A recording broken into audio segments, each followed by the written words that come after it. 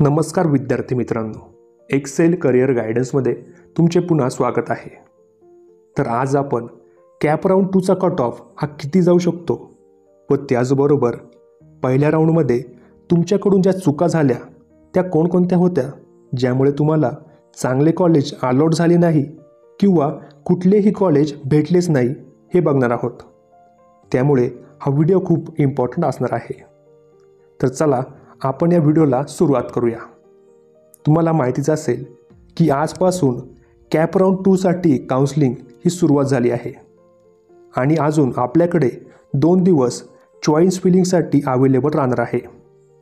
विद्यार्थ्यांनी एक गोष्टीची नोंद घ्यावी की या राऊंडमध्ये तुम्हाला फ्री एक्झिटचा ऑप्शन नसणार आहे।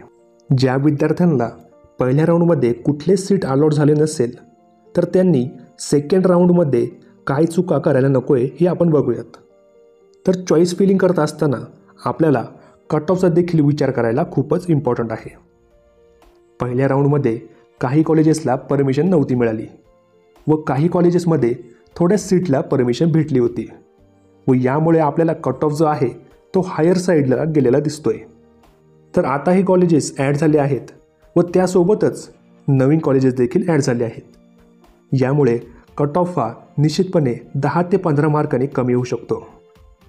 त्यामुळे ज्याही विद्यार्थ्यांचा स्कोअर हा 250 ते 300 प्लस असेल तर त्यांच्यासाठी हा व्हिडिओ खूपच इम्पॉर्टंट आहे।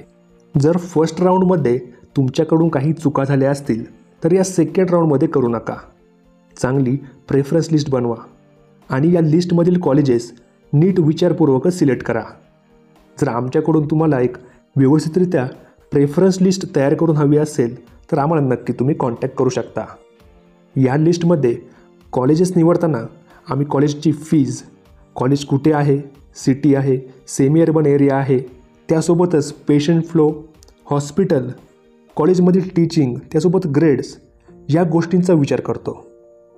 हीच लिस्ट जर तुम्हाला पाहिजे असेल तर आमची फीज 400 रुपये आहे।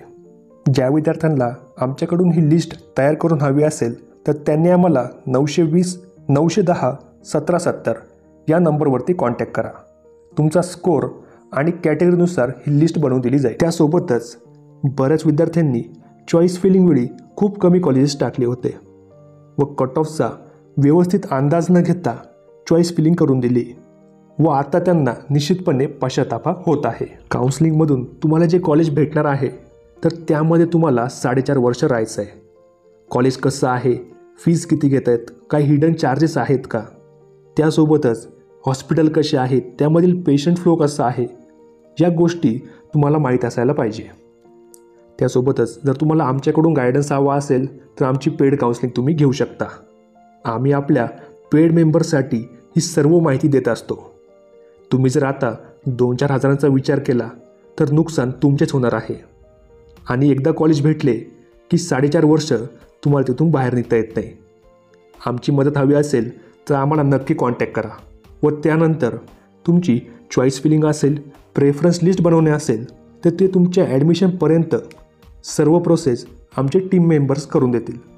आमचा कॉन्टॅक्ट नंबर आहे 920 910 1770। ज्याही विद्यार्थ्यांना आम्हाला कॉन्टॅक्ट करायचा असेल तर त्यांनी आम्हाला नक्की व्हॉट्सअपला किंवा कॉल देखील आपल्याला करू शकता। तर आपण भेटूयात अशाच इम्पॉर्टंट व्हिडिओजमध्ये। धन्यवाद।